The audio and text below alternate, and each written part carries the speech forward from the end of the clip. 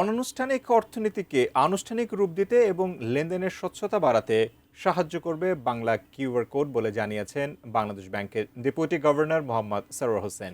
সকালে রাজধানীর পুরানা পল্টনে আল আরাফা ইসলামী ব্যাংকের ক্যাম্পেইন উদ্বোধন ও সচেতনতামূলক র্যালি অনুষ্ঠানে একথা বলেন তিনি।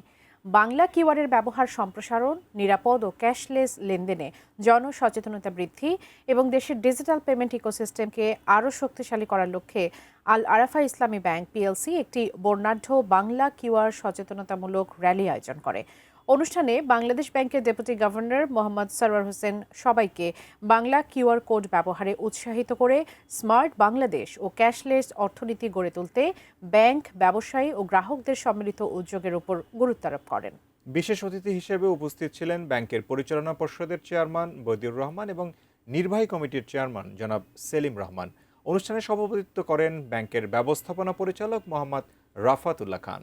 নতুন লাইসেন্স দেওয়ার ক্ষেত্রে এবং বিদ্যমান লাইসেন্স নবায়নের ক্ষেত্রে এই শর্ত দিতে হবে যে তাকে এই বাংলা কিউআর ব্যবহার করতে হবে।